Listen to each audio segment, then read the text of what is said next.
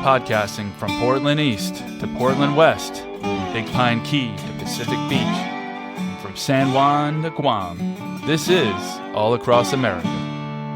All right, let's do it. Well, Andy, welcome to the show. Thanks for having me. Thanks for having me here. Thanks for suggesting this place. We're at the Tavern on Main in Chepachet, Rhode Island. Did I pronounce it? Chepachet. Chepachet, Rhode Island. This is one of the most haunted businesses in all of the state, according to your book, Ghosthunting Southern New England. It is indeed. What's going on here?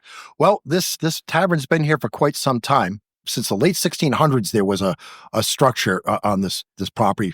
From what I understand, it was a very small building, but it became significant as a stagecoach tavern when Cyrus Cook in 1800 took it over. Of course, a lot of traffic off of what we now know as Route 44, Putnam Pike. But probably the best connection to best known connection to Rhode Island history is the fact that this was at one point the state house for Rhode Island when Thomas Dorr won the election in 1842, and Governor King said, no, you didn't win the election because the people that voted for you don't own property, so their votes don't count. So no, I'm still the governor, and that's that. Well, and for defiance, he came up in this corner of Rhode Island and declared that Chepachet is now the capital of Rhode Island and that he is the governor. And he had a good contingent of soldiers to stand and hold that claim. But Governor King got up at least, from what I understand, like 12 to 1,500 men to come up here, cavalry, everything. And Dorr just told his men, go home. Like, don't stand and fight. It's not worth it. You're going to die. And I'm going to get out of here. I'll get to Connecticut. He was hunted down in Connecticut and arrested. Spent about a horrible year in prison. He got very, very sick. And he only lived a short time, a few months after leaving prison. But it was because of this debate, this argument that almost turned into a fight, that Rhode Island, stopped that old English law of you have to own property to vote. A lot of guys lost their land because they sold it. Times are tough on the farms, and we had the American Industrial Revolution. So jobs are a little bit easier to get in Woonsocket and Providence and Pawtucket along the river and all that, but you sold off your farm.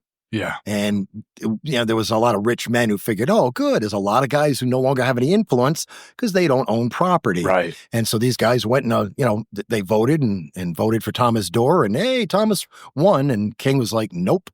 So it was, a serious moment, not only in Rhode Island history, but in American history. Right. It's quite something. But because I think of the fact that this was a post-road stop, a lot of traffic through here, a lot of history here. You have a river running under the road here. A lot of paranormal investigators feel that running water has something to do with charging paranormal activity. It's a theory.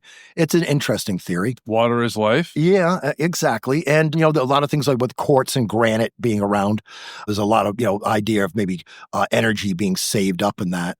But whatever the reason, though, this old Stagecoach Inn has developed a reputation for being very haunted. It has, and the downstairs dining room where we had our dinner, there is a ghost scene from time to time of a man he's more of a black shadow, but he's got a cape, probably riding boots by the sound of his feet on the wooden floor. And he's been seen over in the corner that has the Masonic chairs that used to belong to the Masonic temple that was here in this building. Yeah. The room we're sitting in upstairs above the restaurant is the Thomas Dorr Ballroom, named after Thomas Dorr, but it was a Masonic hall. And those 3 chairs down there are Masonic chairs. And having investigated other Masonic locations, I find it very interesting that there seems to be a lot of activity around those chairs. There's also a woman who has been heard sobbing around Valentine's Day in the front corner booth that faces the road. She's never been seen but heard. And there's a very playful little boy seen throughout the building, quite often in the downstairs dining room. He's been seen in the middle of the afternoon. He's been heard, but the ladies' room downstairs off the dining room seems to be his favorite haunt, even though he's been seen and heard throughout the building. One of the best stories I was told was one of the waitresses' boyfriend came to pick up some fish and chips, and they had a daughter together, and she was probably about 3 years old, maybe 4 years old. And while waiting for the fish and chips, she had to use the bathroom. So he took her to the ladies' room and put her inside, and he stood outside the door and let her do her business. And he's keeping an ear on her, and he hears her talking. And he's wondering, what is she doing in there? Like, she's not taking care of business. She's in talking. So he opened the door and he said, honey, are you all done? And she goes, yeah, I'm just playing with the boy. And he goes, well, we got to get going, honey. And he just kind of like takes her and pulls her out of the bathroom. And as he picks her up, she's looking into the bathroom saying, bye-bye, Daddy, say bye-bye. Bye-bye. And he told his girlfriend, he said, boy, the hair stood up on the back of my neck when that happened. I know of a ghost hunter who was in the bathroom and he had his recorder going. And he asked, do you know what time it is? And got a little boy saying, time to go to bed. So the little boy is actually a very pleasant ghost. I didn't meet a woman who was having lunch, did not know this place was haunted, and looked up to see him smiling at her in his old-fashioned garb with his round collar and his knickers, and with the tall socks and everything. And she thought he was a reenactor. She thought, well, maybe because it's a very historic area. A 4-year-old reenactor, sure. Yeah, he's reenacting. And she looked at him and said, what's your name, little boy? He just smiled sheepishly and turned, and as he ran toward the kitchen, he just disappeared. Yeah. And a waitress came out and saw the look on her face, and the woman said, is this place haunted? And the waitress said, did you see the little kid? Oh, my goodness. So, yeah, I've talked to many people who have had experiences in here, some that are just been very freaked out. I think the most tragic haunting here, though, is from a murder that took place in this building in 1974. Okay. It was a state trooper, believe it or not, who was having a discussion with a girlfriend who was breaking up with him a little bit before Christmas down in the tap room. And there were a few witnesses at the bar just, having drinks, waiting to be seated and watching the game on TV. And they heard a pop from the end of the bar and saw the woman slowly slide out of a chair and go to the floor. And the state trooper had a small handgun in his hand and just calmly lit up a cigarette like, that's it, she's dead. And they grabbed her and dragged her into the ladies' room in the bar to hide from the guy, thinking, oh my God, he's going to come in here and finish the rest of us off. Thank God he didn't. But she passed away. And they've heard screaming coming out of that room, that bathroom. So she died in here. She died here. She passed before a rescue could get here. Wow. The boyfriend was arrested. Okay. And I've been told that they've heard late at night, they've heard screaming. And the water is turned on in the bathroom all by itself. And the same ghost hunter who got the little boy's EVP, ironically, he's hard of hearing. So a lot of times will give EVPs to me, like, Andy, I recorded this, but my hearing's gone. EVP? Yeah, EVP. I should explain that to you listeners, is electronic voice phenomena. It's basically spirit voices caught on recorders. It was accidentally discovered after the end of World War II with the early tape recorders, the magnetic tape. It was actually a bird watcher who got the idea of leaving a tape recorder going in the woods and then going back later and retrieving it, playing it back, and listening to what birds are chirping in the forest. Because some birds like to low when there's people around. And when he played it back, he could hear voices that just sounded very strange on the recorder, especially with it being in the middle of the woods. And the things they were saying seemed odd. And he got brought to the attention of an early paranormal investigator who I'm afraid both gentlemen's names escape my memory right now. But he came to investigate it and was convinced that this was spirit communication. Yeah. And since then, whether it's been cassette recorders or digital recorders, right, people have been able to find voices that don't belong on these recordings later, sometimes even on the audio of video cameras. I've got a video camera that I've had an awful lot of luck while sitting for hours watching just a video of a room. It can get very tedious, but I found you better listen to it with headphones on because you'd be surprised the voices you hear on the audio of those video recordings. So these aren't special instruments. These are just regular audio or video I know recording. somebody who still uses a very old battery-operated cassette player because for some reason he seems to have better luck with that old school cassette recorder than any of the new digital. Right. Well, it's old school stuff, new school stuff seems to do it. And it's pretty freaky when you find it. And especially since these devices are shielded so you don't get, foreign transmissions on the recorders. And plus, the voices have a strange ethereal sound to them, and they're very short comments, and they're usually either very sad and depressing or very bitter and hostile. What do they sound like? Well, some of them can sound as clear as a normal person, but they seem to have a sort of ethereal kind of sound, almost like a floating sound a lot. Okay. I can give you an example. There's a house in Acushnet, Massachusetts that used to be a funeral home. And the history goes back into the 1700s. I mean, a lot of history passed through there. But at one point, it was owned by a local funeral parlor that's still in town, but has a much newer building since this house was put up on the market way back in, I think, the 1970s, when it was finally sold off as just a house. But there were two girls haunting that house, and several ghosts in that house, as a matter of fact. And I was trying to communicate with the two little girls. And at the time I'm talking, I'm not hearing anything. I'm just speaking in this attic room. I've got a recorder going. Actually, I had two recorders going, an audio recorder and a camera with sound, stereo sound. And I was talking to the girls, and specifically, I said, I don't know if you remember me. I'm Andrew. Maybe you could talk to me if you have anything to say. I'm listening to you. I might not hear you when you answer me, but I have a device here that will catch what you're saying. So please don't be frustrated if I don't seem like I'm responding to you. And when I played it back, I get this girl go, "Please go." Like real mournful, "Please go." Well, some time later, I brought a very gifted psychic by the name of Pamela Padalano to the location. And she's picking up on the entities like right off the bat, like boom, boom, boom, boom. And she goes, "You've got two little girls in this house, like 7 and 9. And she turns and looks at me and goes, "And you scare them. Your voice is too loud."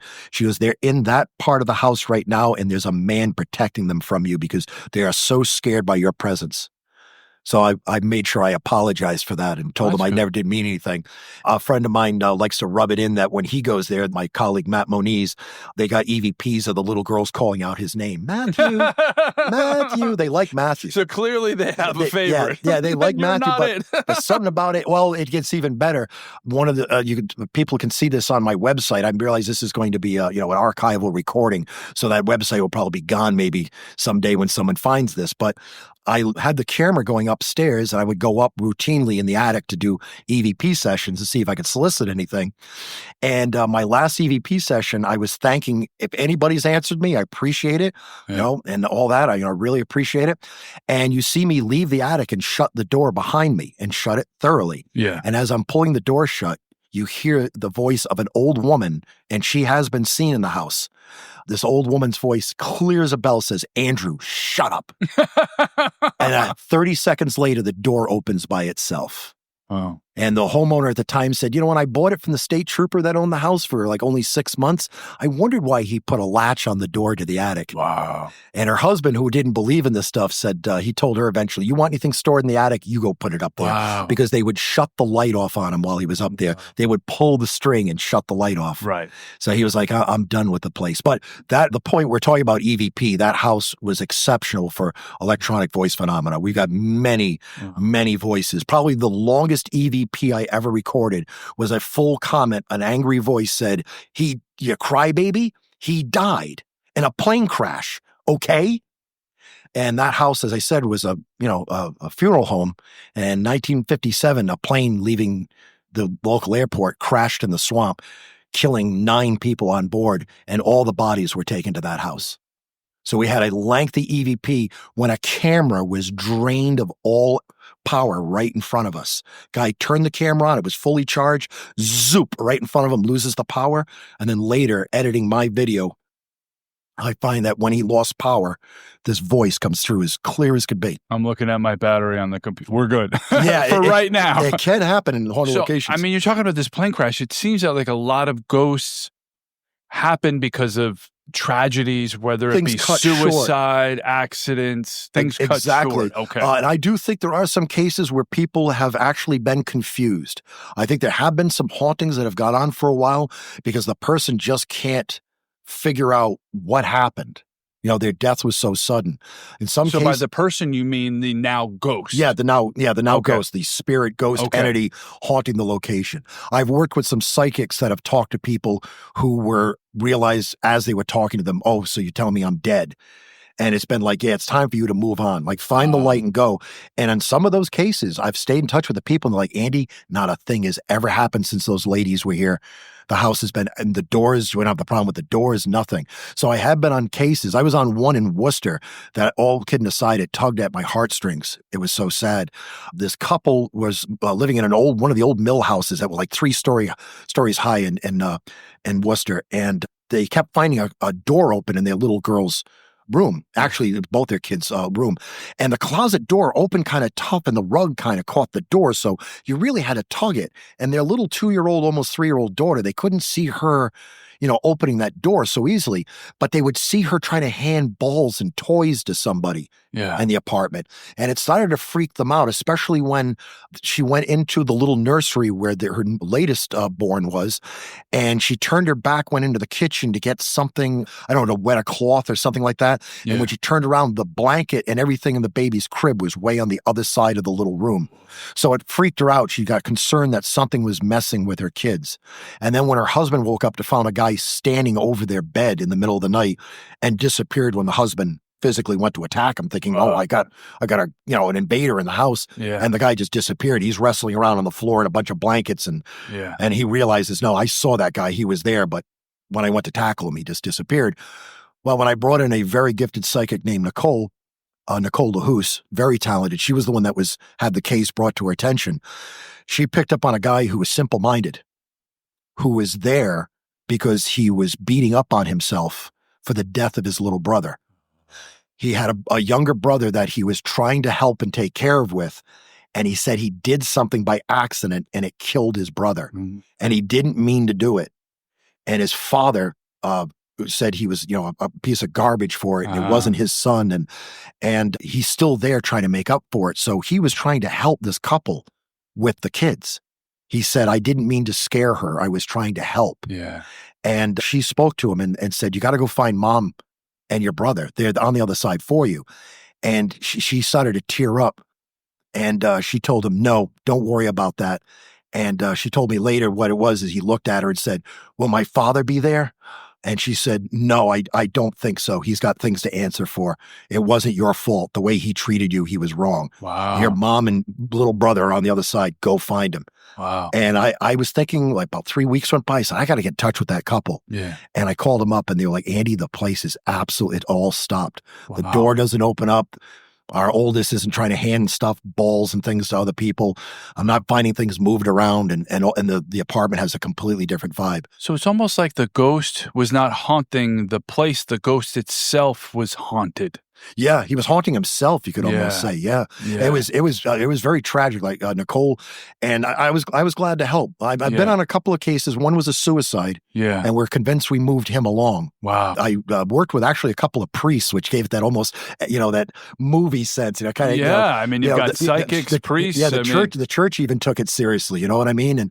And I had kind of pieced together what was going on there to find out that the psychic and the two priests had already come to that conclusion. Okay. What they were dealing with was his brother, who foolishly committed suicide because a girl cheated on him and made him look stupid. Right. And like a silly fool, teenage fool, he took his own life. And he was still there in the family house. And when they started redoing the house and redoing the place, it kicked up the energy, and he came back out of the woodwork. I still see Father Bob Bailey now and again, and he told me, nope, that couple still comes to my church, and they never ever had any weirdness, the strange stuff. So this is something that is accepted by some clergy. Yes, some, and of course, there are going to be some that are just going to dismiss it. But I've spoken to a retired police officer who knew a nun who kept on the low about it, but she was like, no, Jim, of course we have souls, and not everybody goes exactly where they're supposed to go. And and I also believe that if you really want to get into like theories of ghosts, I believe from what all the conversations I've had with psychics and people involved with the metaphysical, and also through my own gut feelings, I think that people like Tesla and all the quantum physicists, I think they're absolutely correct. Everything is about vibration and frequency. And I think in this life, we have to keep our vibration and frequency clean. We're not perfect. We've all got our faults and failings. But when you start behaving in a very negative way, I think you start to mess up your frequency and vibration. And that's why I think a lot of EVP, when captured, is either someone saying, I'm so cold, or please leave, or help me, or those kinds of things. Or it's either get out, this is my house, shut up, these like really aggressive things.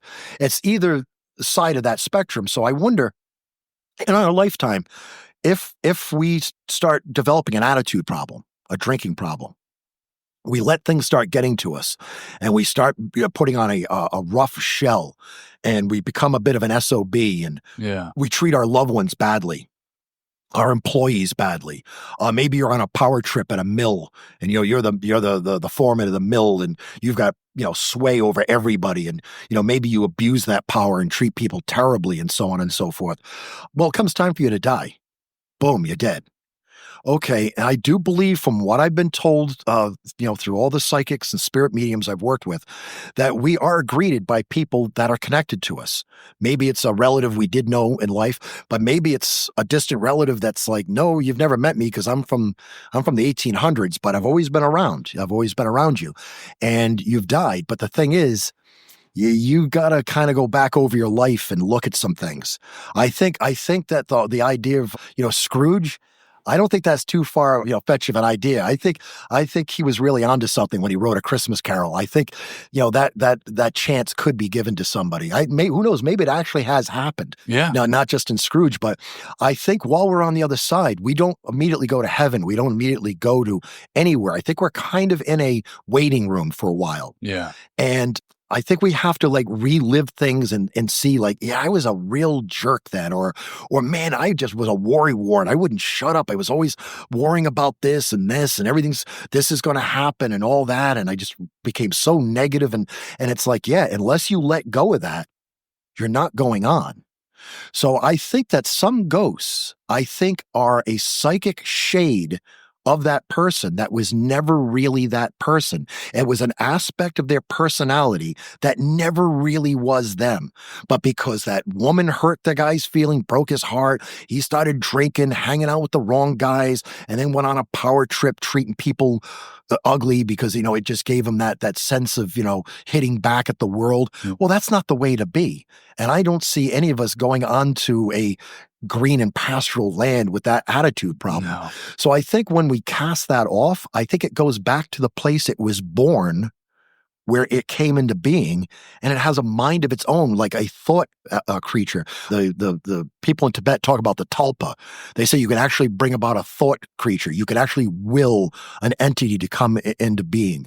There's a story about a metaphysicist from the late 1800s, early 1900s. She created a monk to haunt her house. She willed a monk ghost, just meditated on it, and the guy actually showed up, never told anybody about this experiment. People staying at her house would get up in the morning and go, I saw a ghost of a monk in the hallway last night, or he came into my room. And then she had to work on getting rid of him. Wow. And it was actually supposedly, and if you can believe her story, it's a fascinating story, but Yeah. I think there might be something to it, because I think a lot of times that the reason why you get these EVPs that are either so sad or negative is because it's a cast off. It's like, that isn't part of you. Lose that. Before you can move on, you got to let that go. And what gets let go?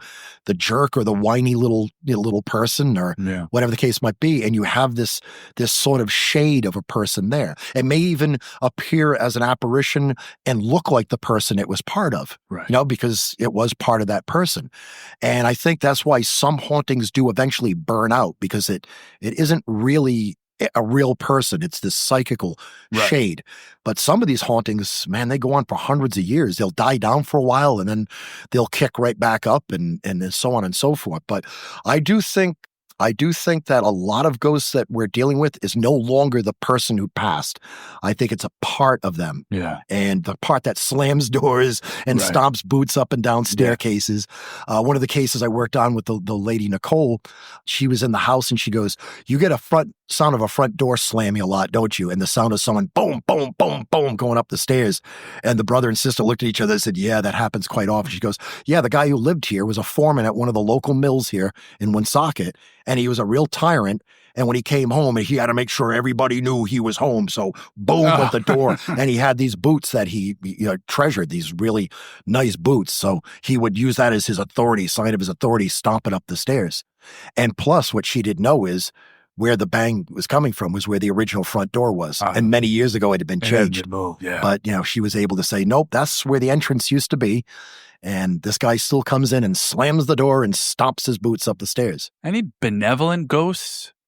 I think, I think there was a case I looked in Scituate myself where the homeowner's mom was living with her and died. Mm-hmm. And she was doing a lot of things around the house to let us know she was around. And psychics I brought in would always bring her up. And it was like she was there and they were having a conversation with her all over and meeting her for the first time. But she would do things like make coffee.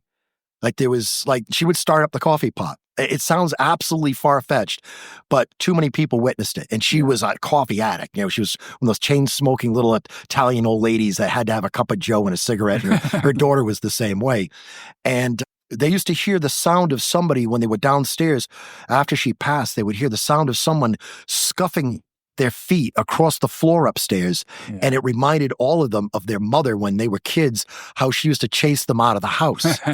And when one of the psychics showed up, she brought up her mother. She said, your mother Ann's here. I'm talking to your mother who passed away in this house. And she said that she's trying to scoot the ghosts out.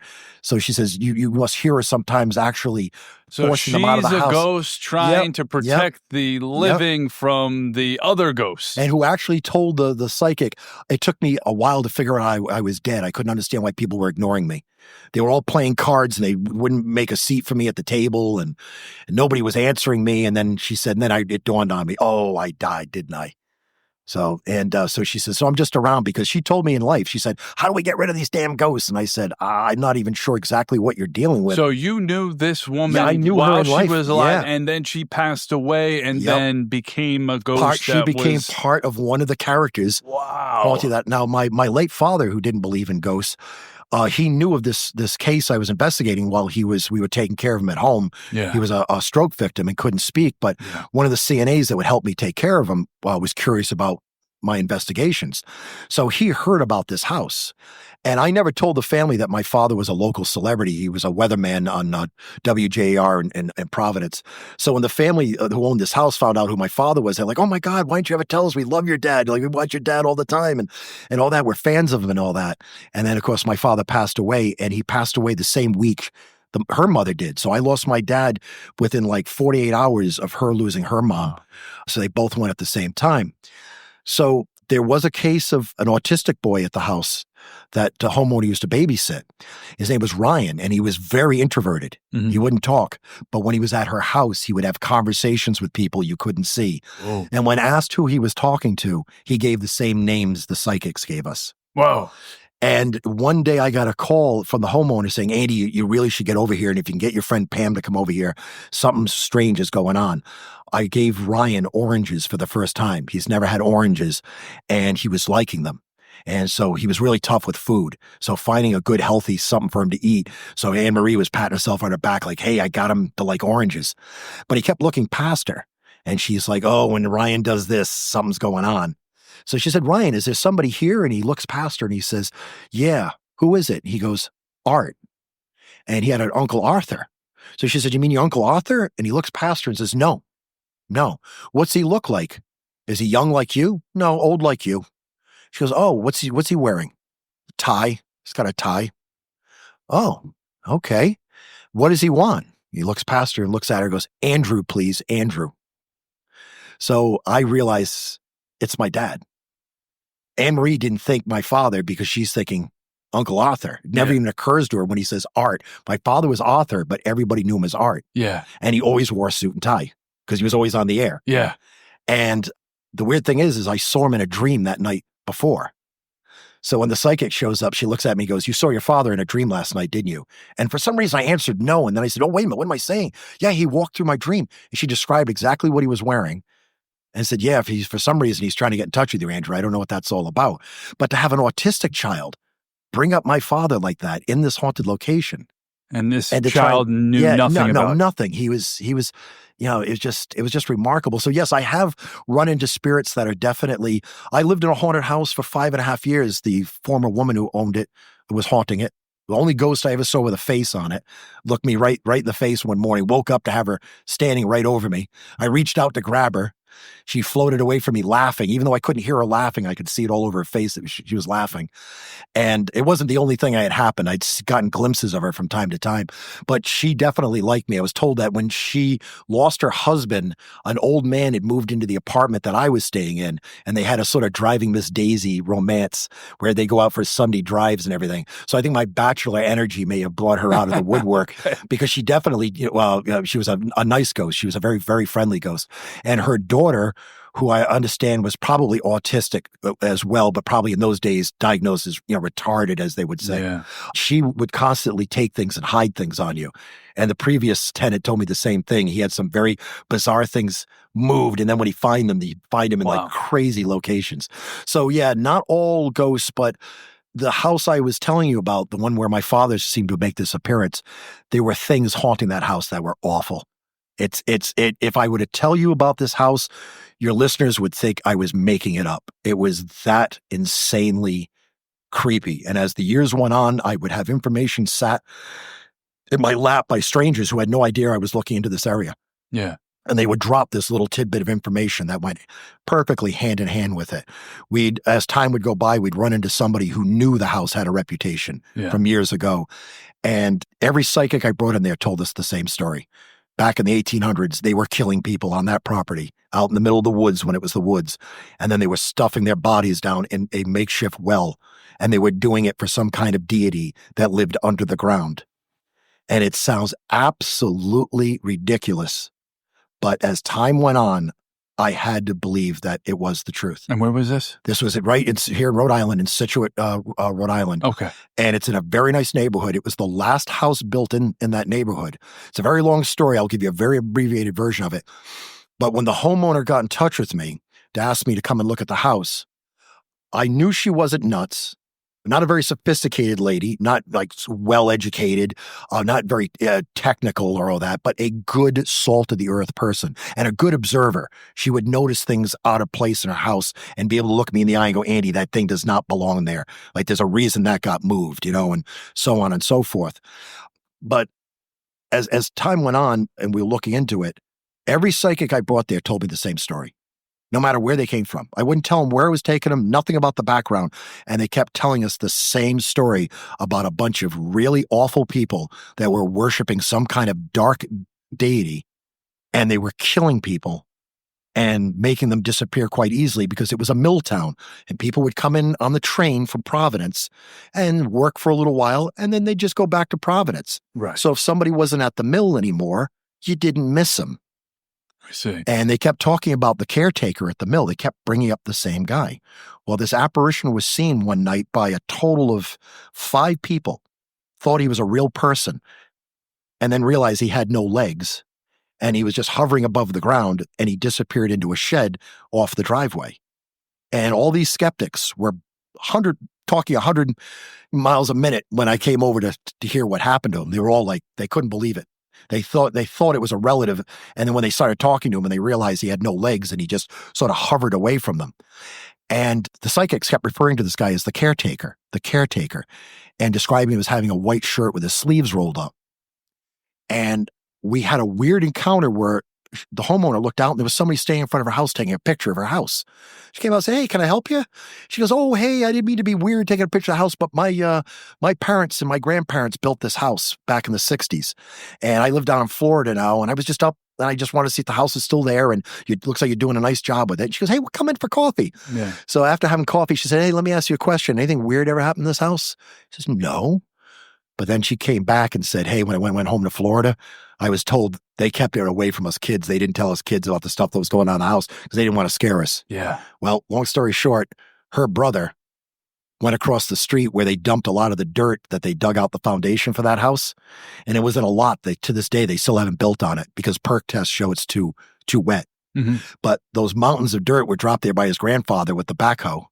And he went out there to play on them because what else do you do? Sure. You take your G.I. Joes out there, you play in a pile of dirt. And he came back to his mother with a human skull and other bones and said, "Mom, look what I found. I think they're Indian bones." And she told me that I actually interviewed the parents, retired down in Florida. And the mother said, "I don't think he put those bones back." And as time went on, I found out people who knew of that location, they were doing satanic rituals in the shed with the human bones. And it turned out I actually knew 2 of the guys that were involved in it. And I've known them for years. Right. And they've kept this secret from me. And to this day, they don't know I know this about them. Wow. But they were up to all kinds of shenanigans in that house, and the number of apparitions, physical things moved. And what years, period, decade was this? That I was investigating it? That this initially... Well, it would had to have been from what we were getting from their clothing, the fact that the mills, they were using wagons and horses. It would have had to have been in the 1800s, long before World War I, because a lot of the mills got shut down in Scituate. Okay. The land was scooped up for the reservoir. This mill didn't go underwater. You can still see the remains of the mill there to this day. Okay. But it kept coming up every time I brought a psychic there, that there was somebody who was called a caretaker. He was an authority figure, and people disappeared and nobody asked questions.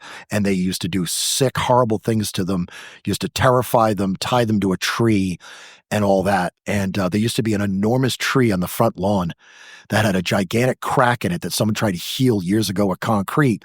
And the tree died before the homeowner that I knew bought the house, and they cut the tree up, and there were sections of it still in back of the shed. And one of the psychics I brought there said, Andrew, you know how the FBI says that killers aren't born, they're created? Yeah, the guy that's still haunting this property, first of all, he hates you because you won't let this go. And he was sick. He was abused as a child. He became a monster because of the abuse of him as a kid. And he and others used to lure people out here, and they used to tie them to a tree and kill them. And he used to take souvenirs off of them and stick them into the crack in a giant tree. Was there a giant tree ever on this property? Because I'm getting there's a tree missing, because he misses his tree. And me and the homeowner are just like, I told the homeowner, always keep a cigar store Indian face when the psychics are there. Don't give them any leads. Just listen to them. Yeah. And when she was all done, we were like, yes, so we'll show you exactly where the tree was. And there was a lot of activity in back of the shed. And when I found that the old wood back there had concrete embedded in it, we realized this is parts of the old tree. That's why we kept seeing that apparition, in back of there. But it went on for 7 years. It was absolutely crazy. Skeptics who would laugh at us and go, oh, you guys and your freaking ghosts and all this and that. Psychics kept saying, yeah, there are bones here in this section of the yard. They're in amongst rocks. Somewhere down a ways. I'm not quite sure. And one of them said, yeah, 9.5 feet down, spray paint a 10-foot circle, a square around me. Then right around where I'm standing, that's where your wellhead will be, 9.5 feet down. It was there. Didn't find the bodies, but we found the remnants of the well that got all dug up back in 1967 when the house was built and all dug up. But the people who built the house said there was nothing wrong with the house until the son found the bones. And I looked into it for 7 years. There was even elementals involved. I'm a believer in elementals and fairies. And what are elementals? Well, elementals are creatures that are within one, not to sound like Obi-Wan Kenobi and the Force here, but say like Force elementals. They are part of the dirt, the trees, the bark, the flowers, the leaves. And when they come into being, they actually use elements of nature to create their own form. So a lot of times elementals will be seen looking like they're made of leaves and sticks and other objects, because they bring that together, bind it to give themselves an appearance. But some of them can have like little tiny fairy, like little impish little forms. And some of them can look like very strange creatures, I'm told. And the 2-year-old grandson, as he was heading toward 3, started to talk, and the homeowner, this is at the house in Scituate, she called me to go, my grandson just said to me, Grandma, you've got bad fairies in your house. So she talked to her daughter, and her daughter says, Mom, he has no fairy stuff at home. Nothing, no DVDs, no books, nothing, no Tinkerbell, nothing. So that's weird that he's telling you that. Yeah. And he said, and so she said to him, do the fairies have wings? And he looked at her like she was weird and goes, No. And the reason why this was so spooky is Pam, when we brought her there, she freaked out one day. Goes, oh my God, did you not see that thing, Andy? I said, no, Pam, what? She goes, it was just some horrible like creature just ran by there. Yeah. And she said it looked like a squirrel with no fur on it, and it had like a face like Gollum. And that's how everybody else described seeing this thing. Wow. And the strange thing was, we brought a nurse who was a psychic from Boston, works at a children's hospital, named Terry Jamros, another talented psychic. She's downstairs, and she says, so the whole downstairs has been redone, huh? I said, yeah, when we had the bad flooding, they had to completely gut the whole downstairs apartment, redo it. And she goes, so everything's new here. I can see that. And she goes up to a wall and rubs her hand on it, goes, did you have to repair this wall before the damage came with the flooding? And I just simply said yes, because at 5 o'clock in the morning, they found half a heart-shaped hole, like it had been cut with a knife, and then the drywall turned sideways in the hole with the wall to the foundation right behind it. And Terry rubs this spot where this hole was 6 months earlier and goes, that's how your elemental got in. Oh. So we had ghosts, we had good ghosts, we had a ghost that I was told was in love with me. It was one of the women who was killed, and she wanted her skull found. She wanted her bones recovered. Yeah. And I have an EVP of a very sweet feminine voice come up to me in the backyard and go, hi. And one of the psychics says, yeah, you're like her hero, and the psycho that's in the backyard hates you. Oh. So when we dug the hole, the psychic said, Andy, don't go near the backhoe, because if he can kill you, he will. The backhoe got sabotaged twice. We had to fix it twice. Wow. And my car, which doesn't have autopilot in it, suddenly that weekend that we dug for the well, 3 times the acceleration just went right to the floor. Whoa. There's no cables in cars anymore. There's no cable attached to your gas pedal. It's all computer chip. Yeah. And 3 times I had to throw the car in neutral and pull over and let the engine die down. And my mechanic said, Andy, nothing I can come up with explains what happened. He says, the only explanation I have is the psychics, what they told you. A ghost messed with your car. He said, there's no logical explanation for it. So you really work with psychics a lot. Yeah, I did. I did for a time, but a lot of them decided that they wanted to go on TV. So they no longer wanted to, do it for the science of it, the fun of it, the interest of it. They want to be paid for doing it. So I said, sorry, ladies, I'll have to part ways with you. Okay. But yeah, there's, what I found when you talk about hauntings, places are haunted, and they're not always just haunted by ghosts. Places can be haunted by UFOs. Places can be haunted by elementals and fairies. Places can be haunted by strange creatures, what, some people would call cryptids. There are certain areas where these strange oddities seem to linger and can be seen a more regular basis than other locations. Let's talk about that Bridgewater Triangle. Yeah, the Bridgewater Triangle is a prime example of it. Lauren Coleman, who now lives up in Maine, when he was living in Massachusetts, he was a counselor for troubled kids. And while he was in Massachusetts collecting strange stories, after several years of it, he realized, looking at his map with all the pins in it, that he had a crude triangle right in the middle of southeastern Massachusetts, from Abington to Rehoboth to Freetown.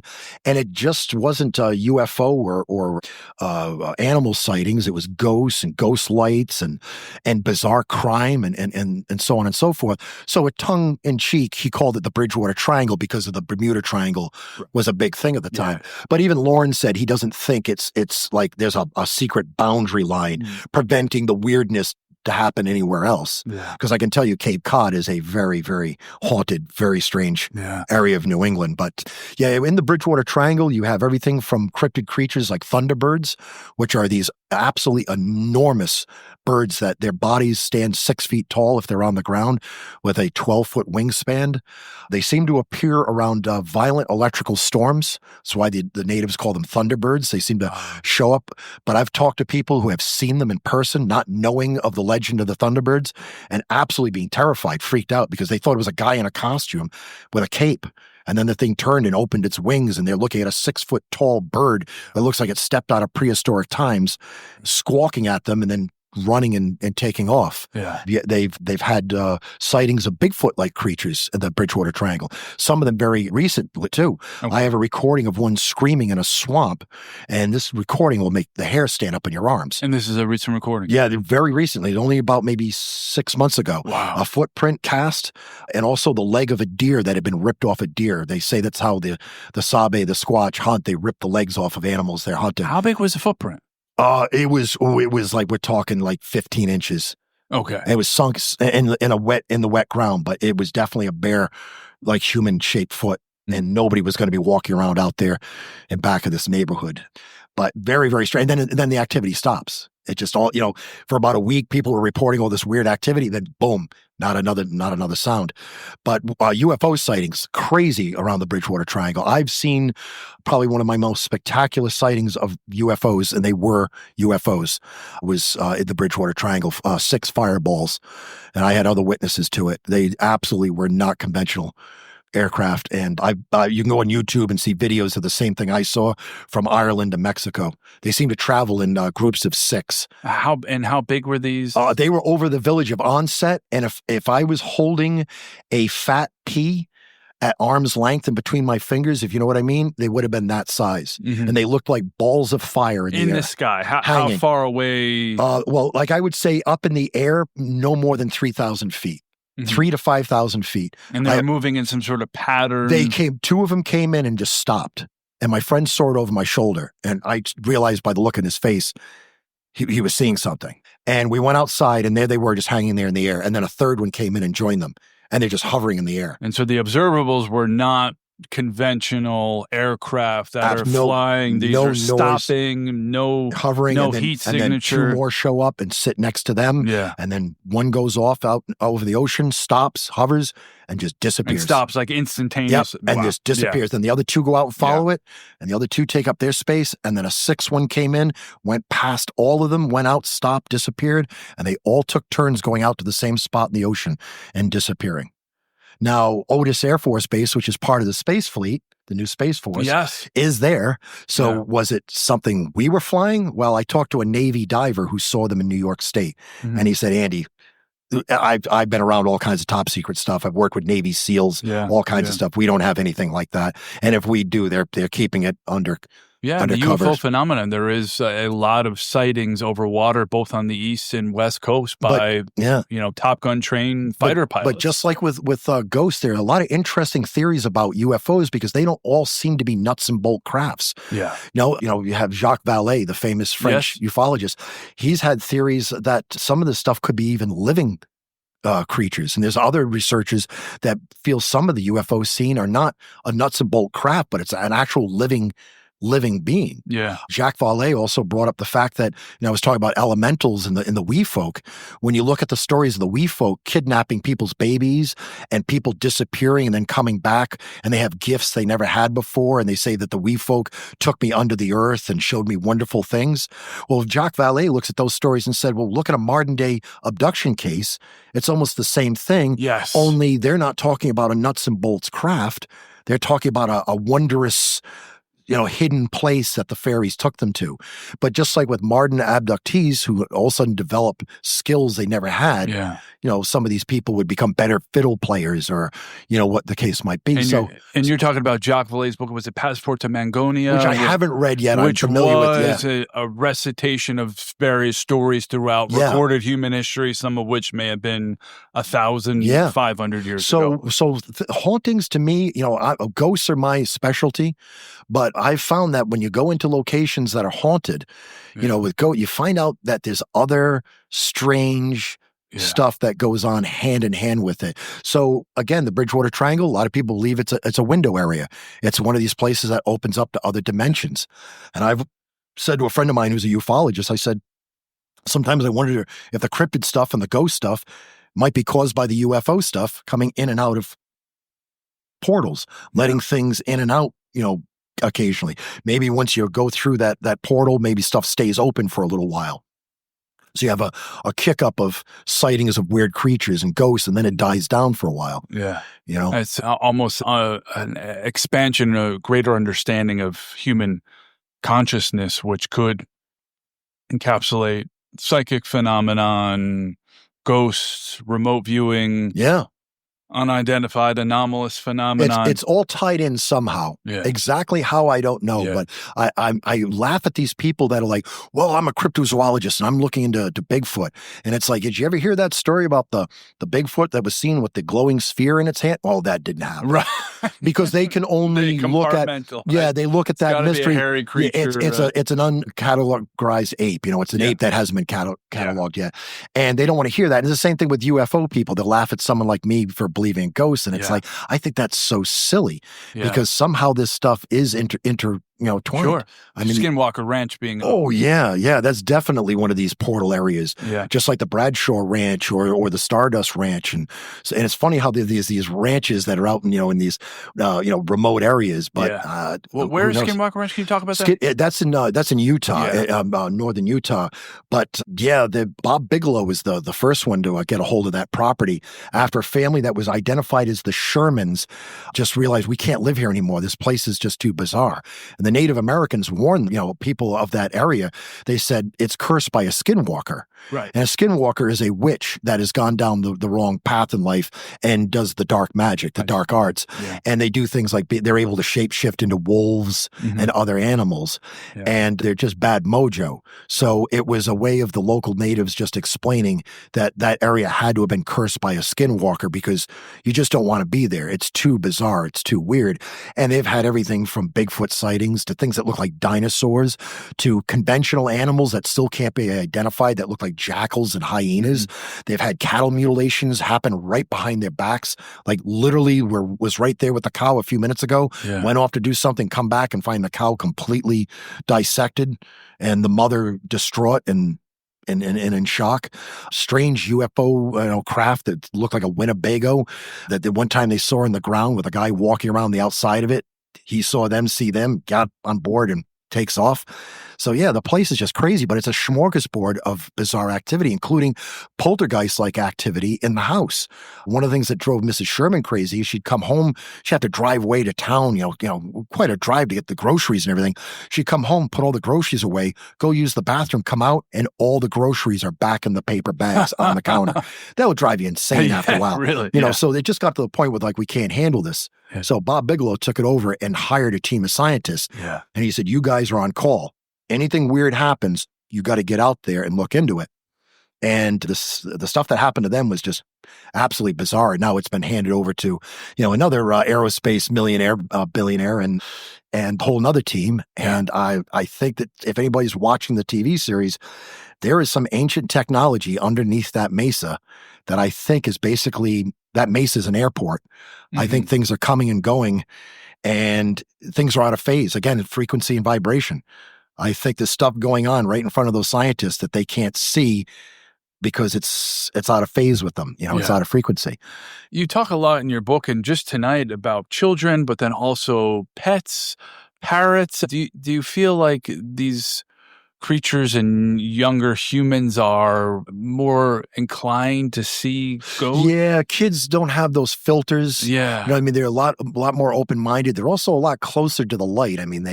They were born. Who knows where we come from? You know what I mean? So there might be they don't have that taint on them. I always think of kids as like candles in a darkened space. And it's like you stand out like a sore thumb and may attract stuff. Yeah. I was telling you about the situation with the closet opening up in that apartment in Worcester. I'm not kidding you. If I got $1 for every case I've looked into that involves a child and the closet in the bedroom, it's crazy. It's like closets are portals, just like they say bridges are portals, the archway of bridges are portals. But the number of times I've had people go, I know it sounds weird, but everything seems to be focused around the closet in my kid's room. Wow. And I don't even bat an eye to it. It's almost like I expect, okay, you got a 3-year-old, and they're talking to somebody you can't see and you're finding the closet door open. Yeah. It's like so far, everything sounds normal to me. Yeah. And there's been a number of cases that involve closets. And what else are some common themes that you've seen so many times you're no longer surprised? Poltergeist activity seems to always start off with rapping and scratching sounds. Mm-hmm. You look into any poltergeist case, and almost when they ask, what was the first weird thing you remember? When they really think about it, it's usually like rapping sounds or like clawing sounds. It's weird how it starts off a lot like that. What's the difference between a poltergeist and a ghost? Well, poltergeist, that's an interesting situation. Even William Roll out of Georgia wrote a great book called The Poltergeist, and it's done like a scientist would investigate it. Yeah. And it's very dry, but man, he measured and recorded every little thing that went on in these cases. And in the end, he couldn't even answer that question straight, but also said that he felt that it wasn't impossible that there could be an entity, a spirit of somehow involved with it. But it seems to be poltergeist activity is somebody going through a lot of emotional turmoil, kids reaching puberty, sometimes handicapped and mentally disabled people, Okay. folks who aren't getting along in that living environment. And it seems to be that resentment can cause the movement of things flying through the room. And some people have a theory that it might be their temper, their own emotional state being projected somehow and causing a book to fly across a room and almost hit somebody in the head. But yet there also does seem to be that ghostly aspect of it. So it makes you wonder if that type of energy going on with somebody is causing the poltergeist activity, the stuff flying around and all that, the doors slamming, the scratching, the knocking. Does that attract other spirits in the vicinity? And they become part of the story. Yeah. There's a famous story in England, the Enfield poltergeist, when the voice started coming out of one of the kids, started speaking out of the kids. And they were asking why do you do what you do? And he laughingly said, I want to get the girls in trouble. So it was this, doing this mischievous stuff that made some adults go, the kids are doing it. Come on. It's like, they're just doing it for attention. Yeah. And then they'd go away and the stuff would come up again and there'd be stuff flying through the house and a playful kind of. Well, the Enfield one was pretty scary. It did rattle them. Yeah. I mean, they at one point they knocked the daughter out with enough tranquilizers to put a full-grown adult out. And they found her across the room on top of a hutch, upside down, with her sister screaming because she supposedly just got lifted right out of her bed. Wow. And she was still unconscious because of the we're talking dramatic. Oh, dramatic stuff. Yeah. Very, very crazy stuff. One of the investigators had a pillow come flying across the room and smack him right in the face while talking to it. Wow. So, poltergeists can be, but they usually burn out quick. Usually 6 months, tops a year. Interesting. And then they burn out. And flash in a pan. That's why it seems to have something to do with the emotional and mental stability of somebody in the environment. Okay. And why during that specific time period as opposed to an 1850 or, you know what I mean? Why during that 6 months? What you mean? The poltergeist activity. Why is it? Well, like I said, like in that location, like I said, it's probably the height of that energy, that puberty, that energy of puberty. There might be something a lot more to that than we don't understand, but that does seem to be a common factor. So if we're talking a living, let's say, boy. Or girls going to had her period for the first time. Okay. And so there can be increased activity when a living occupant of the home is 12, The Enfield 13. case, the kids really resented their own mother. She wasn't a terribly bright woman. Okay. And the father left her for another woman. Yeah. So there was a lot of resentment. Matter of fact, one of the BBC interviews with the kids, one of the kids right out says, "My stupid mum." So there was resentment there. There's some hostility. Yeah. So it seemed like the middle kid, Janet, was the one that had the stuff really focusing on it. Yeah. But yet when they did research, they found out a guy did die of a stroke downstairs. And that's what this voice told them through her primitive vocal cords. They were like, "So who are you?" And he identified himself. He said, "I died in the chair downstairs. I died of a stroke. I had an aneurysm. I died." So they looked into it. And sure enough, there was a guy who stayed in that council housing that died of an aneurysm by that name. And his son learned about it through the papers and said, "Hey, that was my dad that died. Can I hear the recordings?" Yeah. And he was like, "Oh my God, that is my father." Wow. So yeah, poltergeist cases are really strange because, again, there's a lot of stuff mixed in with it. Yeah. A lot of weird activity, not just, I saw a ghost go across the hall, or there's a door that opens a lot or that, What are some other signs? I mean, cold air seems to be one. Smell of flowers. Yeah. I've experienced it a few times where the room is at perfect temperature, and then yourself and some of the other witnesses like, "Oh my God, did you feel that?" And then something happens. I'll give you an example. I was at Anawan Rock doing a vigil near the anniversary. Yeah, and it was a warm August night, and my friend Matt and I were standing back to back on the rock. Yeah. I was looking in the woods. He was looking in the other direction. And both of us spun around at the same time. And his eyes were coming out of his head. And my eyes must have been coming out of my head because we both said it at almost the same exact time. What the just walked between us. Wow. There was this intense cold spot moved right in between us and made the hair stand right up on our backs. Yeah. And later, when we realized it, a few minutes later, the location where it happened is where a woman we have interviewed saw what she believes was the spirit of Anawan, the Indian general, and described him. And it was in the same spot we were standing. And later that night, before we leave, 2 teenagers show up. They're African-American and Wampanoag descent.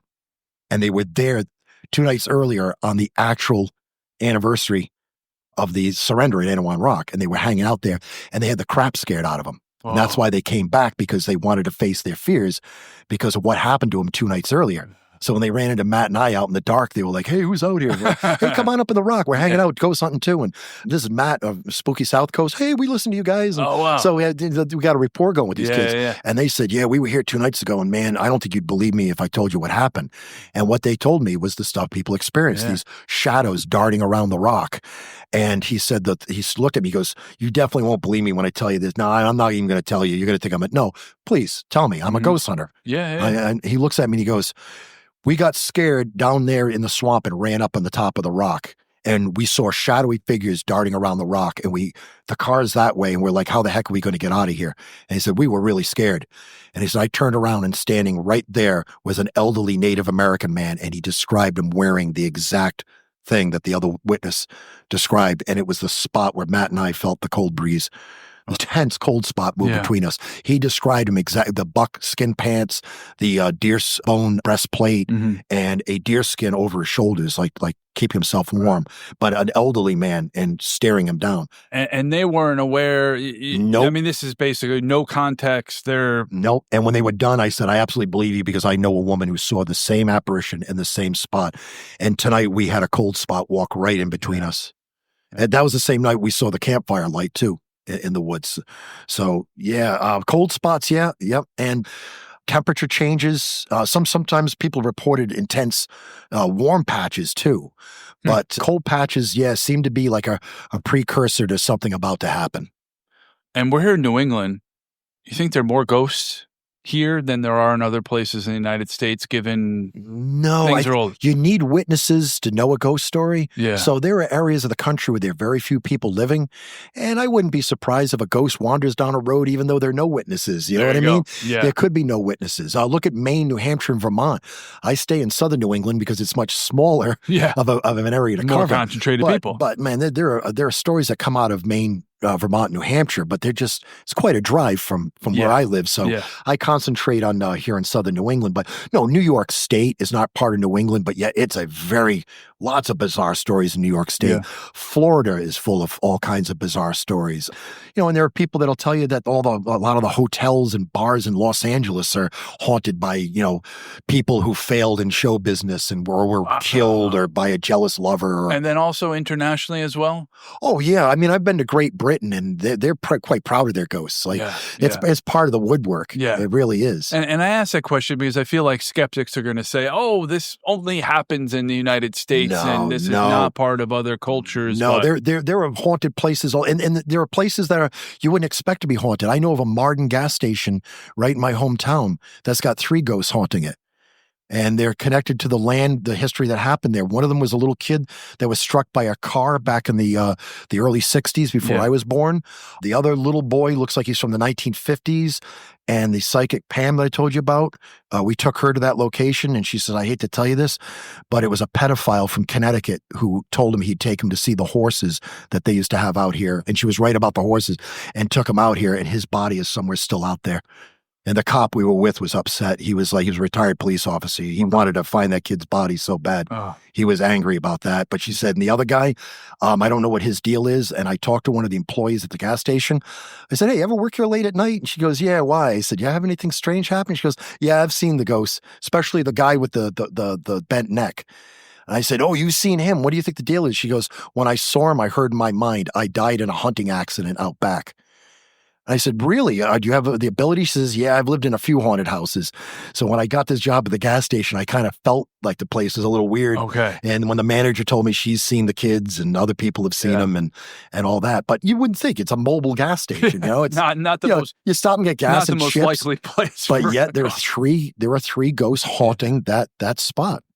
And so it's more there, clearly not about the gas station, but Nope. the ground, the Yep. grounds, Yep. the area itself. Yep. Wow. And so when you're doing a paranormal investigation, like walk me through, like you show up, you talked in the book about EVP, which you Right. talked about, the voice thing, but then there's also an electromagnetic field detector, talked about a laser starlight. Like what's the various the EMF meter, it's interesting because when you get to a location, once you know you're going to do an investigation, you're going to do a vigil, it's a good idea to do a sweep of a room to see if you have any electromagnetic field leakage, like around light fittings. Okay. You get a base reading. If you go into a room that's well wired and it's like, hey, I'm not getting any kind of nonsense off the switches or anything like that, and you've got a room that's pretty much clear of electromagnetic field distortion. It's interesting when you're doing a vigil to have an EMF meter all of a sudden spark to life and crank out. And now that could happen from a cell phone. So you have to have your cell phone shut off because a cell phone could be the cause of one of those meters going off. But it's pretty interesting when you're sitting around and you've been there for an hour after doing a complete sweep of the room, and you tell somebody, hey, if you come near this device, you can cause it to light up. And you can get, a reaction out of it. So if you want to answer our questions by coming near it, you can affect this and it'll light up and let us know you're here. And a lot of times nothing happens, but I've seen times where it's like, wow, that's freaky. It's like right on yes or no questions. It's like it just maxes out. So essentially you could summon a ghost? You can sometimes use it for communication, but then again, it's an electronic device. You have to wonder what could be affecting it, but the laser grid you were talking about, that's a very interesting thing that came about. People get a hold of laser pens, and you can put a mirrored head on it to send out a good 100 laser points in front of you. So the wall out in front of you has got hundreds of laser dots on it. Gotcha. Okay. Now, if you were to walk through that field, you're going to stand out like a sore thumb, no matter how dark the room is. When you go through the laser field, it gets disrupted. All of a sudden, you can see. You have all these different points. Yeah, the beams get disrupted. Now, I'm not a gadget guy. I do have some gadgets that I do hunt with, but I'm open-minded. I don't dismiss anybody's use of gadgets. But I went to Lenox Hall. Bentforth Hall in Lenox, Mass. Yeah, one of the old Gilded Age mansions. And when I was researching the book, and I was down in the basement where a bowling alley used to be down there. And some guy who bought the house stole the bowling alley. This real estate guy bought the house for a time, and he took this great old antique bowling alley out of the basement of the house, and it's no longer there. And the room is basically empty. There wasn't even cobwebs in it. There was no electrical wiring to it. It was just an empty room. Yeah. But these investigators I was with had some luck down there with some experiences. And they set up this laser grid. I thought, well, that's interesting. I've heard of this being used. This would be interesting. And the lead investigator all of a sudden freaked out and said something touched his face. And he immediately turned on his light to see if there was something, maybe a cobweb hanging down that swept his face. But there was nothing there. There was nothing there. Yeah. And the guy standing next to me is an electrician for a living. And he's already done a scan of the room. And he's got an EMF meter in his hand. And it just maxes right out. And he looks at me and goes, I can tell you right now, there's nothing wired in this room. So the fact that he just felt something touch him, and he's still riled by it. He's still trying to figure out what happened. And he goes, the fact that this just spiked out, that's very interesting. Yeah. So we're standing there, and I'm looking out in front of me, and I see something walk right through the laser grid, left or right. And I'm standing there thinking, do I say anything? Do I say something? Yeah. I'm going to keep quiet about that. Another 5 minutes went by. It went the other way, right to left through the laser grid. And with that, the guy next to me goes, oh my God, did you just see that? And I said, yeah, I saw it before, but I didn't say anything. He goes, what do you mean? I said, it went left to right. And the guy said, yeah, it just went right to left the other way. And the beams, they were distorted. Wow. It was very, very quick, but I saw it. And the witness next to me saw it. So while we're standing there, amazed by him being touched, the spike on the EMF meter, and twice seeing something go through the grid, the door next to us opens all the way up. So techniques of ghost hunting, it's like I'd like to stay flexible. Yeah. If somebody wants to bring a bunch of equipment, so be it.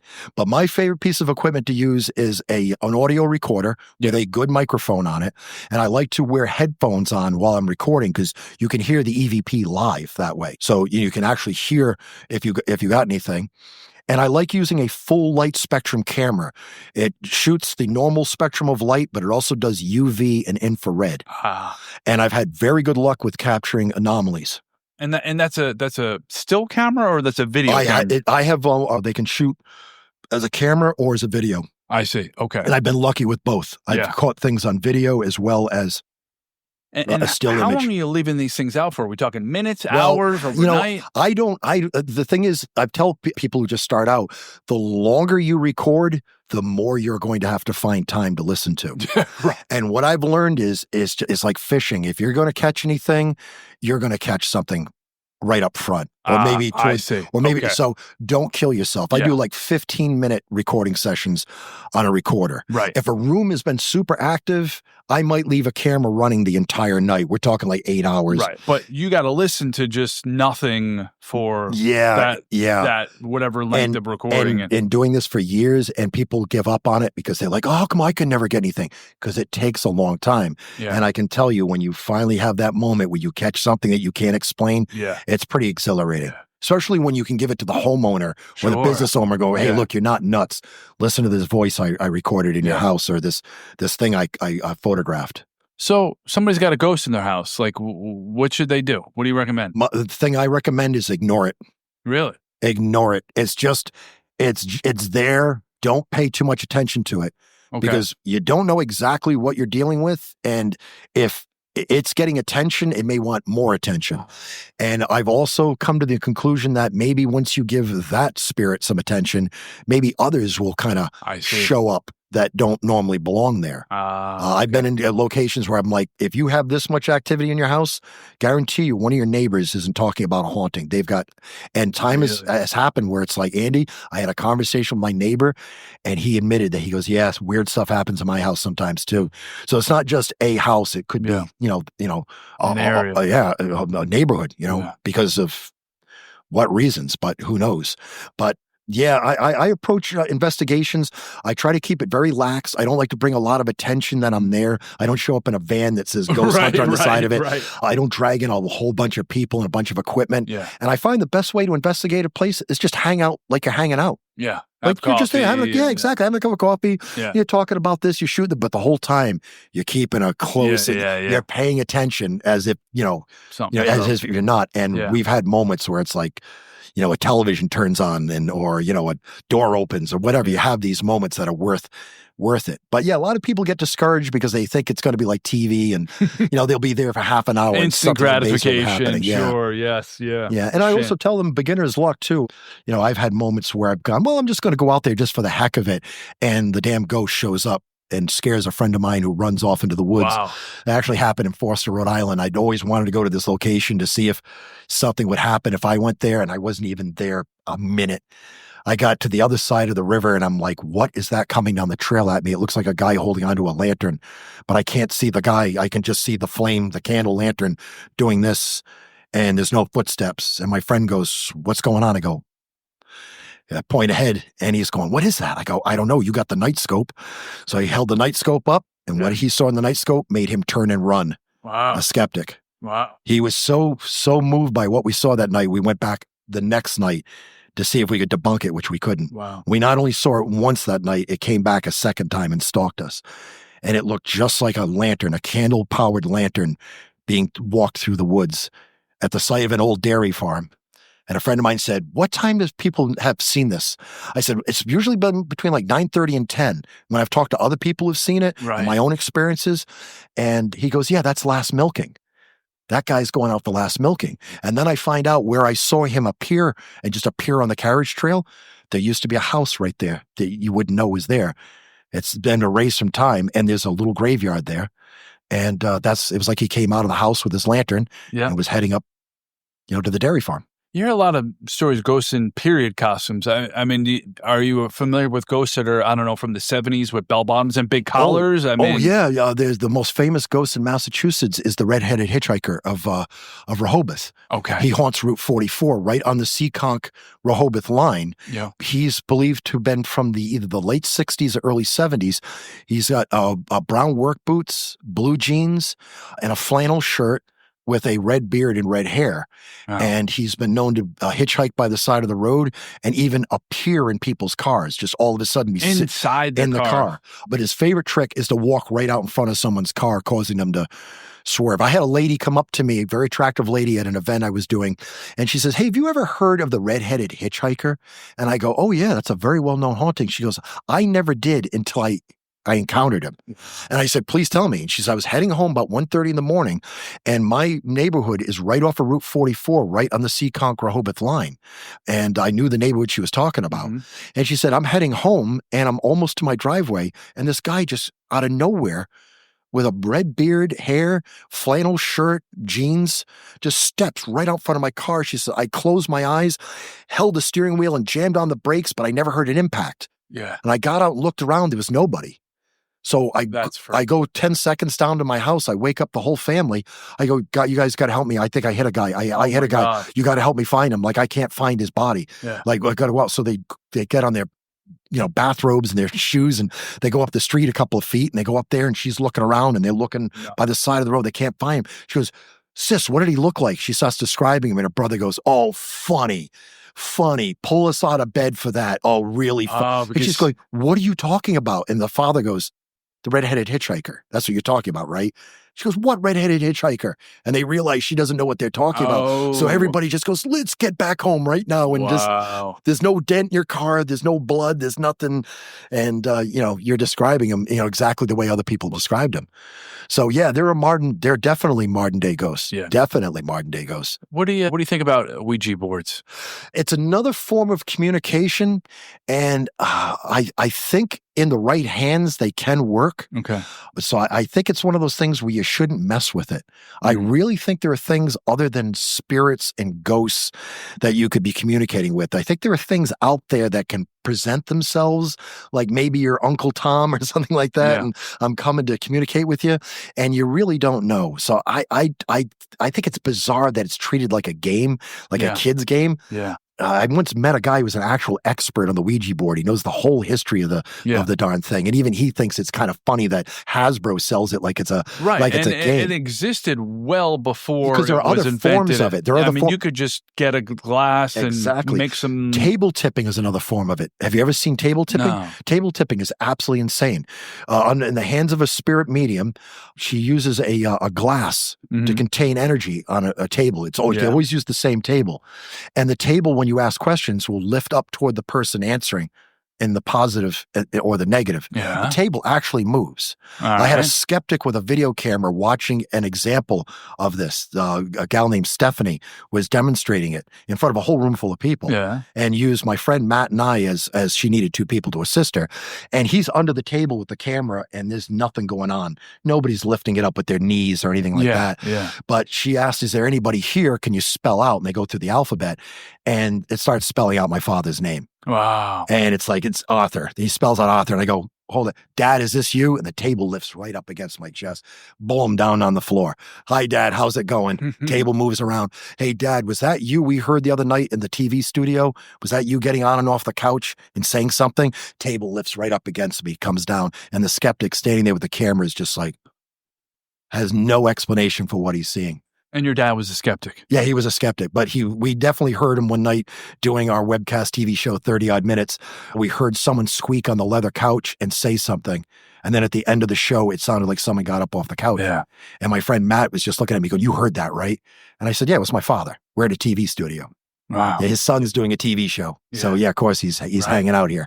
Yeah. And when we asked at that table tipping session, the table came right up and pressed against me. She said, "That's the way they hug you, Andy." Yeah. "That's the way they hug you."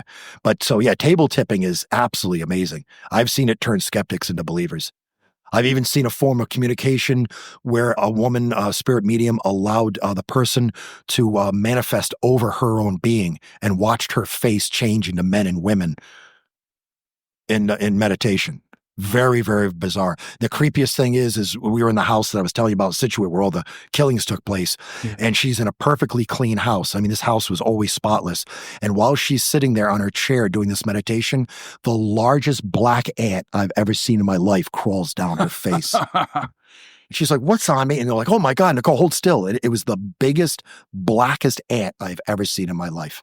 Didn't have wings on it. It was some kind of carpenter ant, but we have no idea where it came from. Yeah. It just all of a sudden was crawling down her face. And she's going, "It feels like I've got bugs on me." Oof. So you mentioned this web TV show. What do you got? What are you working on now? What's next? Well, I'm going to sit down, friends, my girlfriend and other friends said, "Andy, just sit down and write all your stories." You know, I'm 61. I could drop dead any day now. And I do have a lot of interesting stories that I would like to get out there. So I'm going to sit down and write my own book. And I'm also going to work on doing some maybe brief videos for YouTube as a ghost story. Yep. Because people love a good ghost story. Oh, yeah. And right now on YouTube, I don't see anybody doing a good job at telling a good old-fashioned ghost story. So I've got my dad's voice and I've got my passion for telling these stories. So, Definitely. And we've got some great stories that shouldn't be lost. Yeah. How can people find out more about you? GreenvilleParanormal.com. Okay. You can also send an email to Greenville PR, as in paranormal research, GreenvillePR@yahoo.com. And that's Greenville, VILLE. Yes. Greenville. Yeah, okay. Greenville. Greenville PR. As in paranormal research, yeah. I named my group after my hometown because I have a love for it. Hey. You know what I mean? And as I tell people, the most interesting thing about Greenville Paranormal Research is I'm the only member. Everybody's welcome to tag along if they want, but I just don't have any of that. I'm the head guy. Right. You know, I'm the CEO and executive and director. I bring amateurs along with me all the time because you have beginner's luck. Yeah. Yeah, beginner's luck. And you host ghost tours? Yes, I do. I take people around a good 5-hour tour throughout Rhode Island, and I take them to some amazing locations. Yeah. I start off with probably one of the coolest stories Rhode Island has to tell, the story of Mercy Brown, the last vampire. Because Rhode Island had 5 cases of vampirism. Really? People did not believe in TB. They believed it was an evil spirit that was haunting families and killing them one by one by sucking the life essence out of them. TB, tuberculosis. Yep. It was referred to as consumption in its day. But Rhode Island had 5 cases where the people actually did things to the body of the dead to stop the curse of the vampire on the family. They would cut the heads off. They would chop the thigh bones off and put them across the chest. They would cut the heart and liver out and make a concoction out of it that the family would have to drink to prevent them from. And no wonder there's ghosts. Well, Mercy Brown inspired Dracula. Wow. The story was taken from the Providence Journal by one of Bram Stoker's friends. Really? And he sent it to Bram Stoker and said, "You know that story you're working on? If people in 1892 in the United States can believe that there's a vampire haunting their community and would mutilate corpses like this to stop it, your book will be a hit." Yeah. And Van Helsing was slightly inspired by Dr. Metcalf, who was sent to do the horrible deed that he didn't want to do just to quiet everybody down. He had to mutilate Mercy's body to make this cure for her brother, who is now, as the farmers saw it, he's now the next victim. He's it's going after him now. It took out the mother and the other daughter. It's taken out her. And when they went into the crypt, she'd been kept there during the winter. Her body was perfectly preserved because it's like a refrigerator, but she had blood in the corner of her mouth and her skin was supple and her fingernails had grown and she was in a different position in the crypt. So they were convinced we found our vampire. Yeah. And she was, as far as we know, she was the last one in the United States. But further research has found them up in Maine, New Hampshire, Vermont. And what year was this? 1892 was Mercy Brown. That feels, but the first one in Rhode Island was when we were still under British rule. It was in Cumberland. That was the Staple family. And the record is still there in town that the father went to the town council and asked permission to perform an experiment on the body of his late daughter to save the life of his daughter who was ill. And the town council said, "You have to do it at night. And we don't want to know about it." And the story is when they opened up her coffin, what they saw was so horrifying that one of the men ran screaming off into the night and would never talk about what he saw. But New England is full of stories like that. Full of stories like that. So you said you're 61. You're going to live for decades more. Well, you're a healthy guy. We'll see. When you go, as we all will, do you think you'll come back as a ghost? Oh, if I can, I am definitely going to definitely communicate. I've made jokes that Rhode Island's famous ghost is Peleg Walker, who haunts the ruins of his mill out in Foster, Rhode Island, because he loved it so much. And he's definitely out there. He's definitely haunting the place. But I've always joked, after I go, I'm going to rival him, and people are going to forget about Peleg, and they're going to come to my old property and talk about the ornery ghost that won't let anybody live in that house, and I scare people away and all that. I definitely want to do that with the Canterville ghost. You know, that old family tale about the ghost. The American family buy the house in England, and the ghost tries to scare him away, and they think he's fun. He doesn't scare them at all, and then they end up doing things that scare him. And it's a great kid's story. But I always thought, yeah, that would be me, the Canterville ghost. Well, there you go. Well, maybe 100 years from now, somebody on a podcast, two guys will be talking about the Andy Lake ghost. Yeah. And getting facts all wrong. You know? I heard he was a weatherman or something like that. You know? Yeah, of course. Well, we couldn't find anything in the Well, Andy, it's been a pleasure. And I hope I can help, and I'm flattered that you decided to put me in your... Glad we made it happen. And please, folks, check out the Greenville Paranormal website, as I did, and hopefully sign up for a tour with Andy. You won't regret it. And if you have a house that's haunted, let me know. All right. My colleagues and I would love to come out and hear your story. Andy, it's been a pleasure. No, it's been a pleasure here. Thank you so much.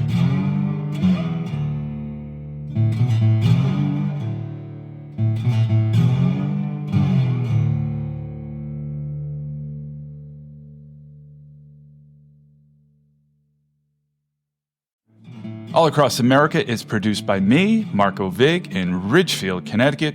Visit us on Instagram at All Across America. Check out our website, allacrossamerica.com. There's an interactive map with all our episodes, and there's a Contact Us page where you can send your reactions, guest ideas, and suggestions. So get in touch, stay connected. To me, that's what podcasting is all about. Thanks for listening.